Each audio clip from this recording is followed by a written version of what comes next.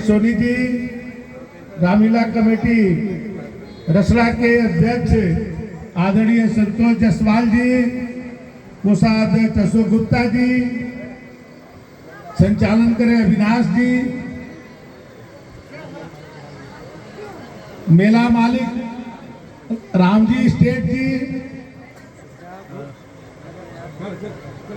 महामंत्री निर्मल पांडे जी और रसला के सभी सम्मानित नागरिक बंधुओं, ऐसे तो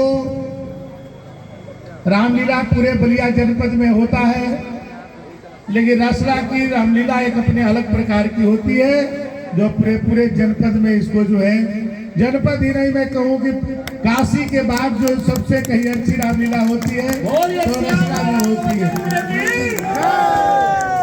जिसको एक छोटे काशी के रूप में भी रसला को लोग जानते हैं। भगवान श्री राम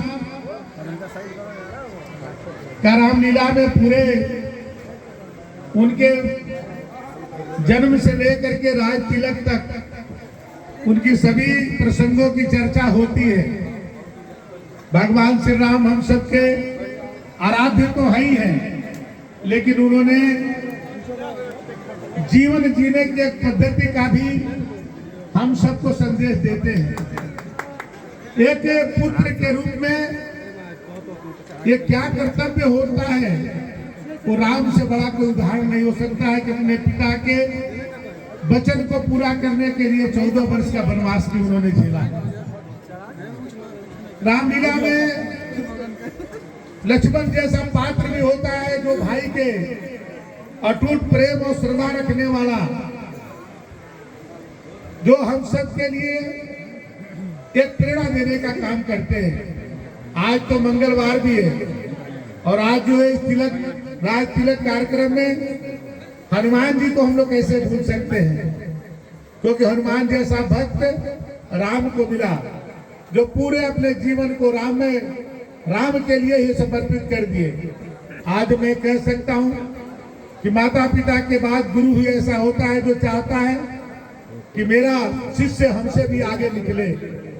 और आप देखते हैं कि आज राम से ज्यादा हनुमान जी का मंदिर है, ये राम जी के कारण है, क्योंकि राम जी से हनुमान जी ने जो अपना अटूट जो प्रेम किया उसके कारण है। आज भरत जैसे भाई जो पूरे राज्य को उनके खड़ाऊ लेकर के जो है उस राज्य को संचालित किया, परिवार में कितना अटूट प्रेम, कितना लगाव ये देखने को मिलता है, तो कहीं केवल रामलीला के माध्यम से हम सभी जनमानस के लोगों को मिलता है। हमारे सभी कलाकार कई क्षेत्रों में यहाँ पर विभिन्न क्षेत्रों पर रामलीला होती है, सभी चरित्रों का वर्णन अलग अलग जगहों पर होता है।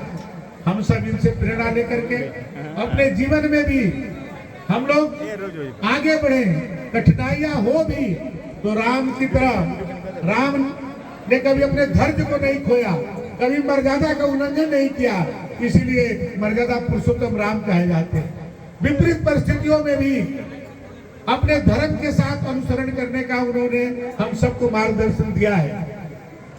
परिस्थितियां चाहे कितनी भी खराब क्यों न हो, लेकिन इस रामलीला हम लोग को बताती है कि सदैव जो है, चाहे बुराई कितनी भी ताकतवर क्यों न हो, वो अच्छाई के सामने पराजित ही होती रही है। क्योंकि रावण भी बहुत शक्तिशाली था, रावण के भी 100 भाई थे, सोने की लंका थी, पुष्पक विमान था, लेकिन रावण के पास नैतिक चरित्र नहीं था। इसलिए वनवासी राम ने उस सोने की लंका को भी जला देने का काम किया था। इसलिए अपने चरित्र को भी, अपने नैतिक बल को भी हम लोग अपने अनुसरण करें, ये भी हम लोग को रामलीला बताती है।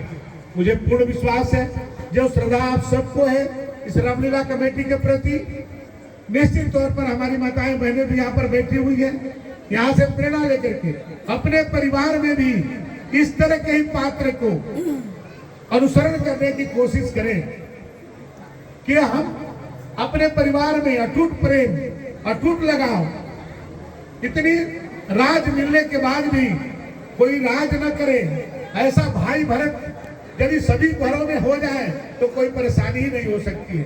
तो इसलिए ये रामलीला हम सबको एक संदेश देने का काम करती है। प्रत्येक वर्ष जो है रसरा में आयोजित होता है और बड़ी उत्साह के साथ आप लोग इसमें भाग लेते हैं।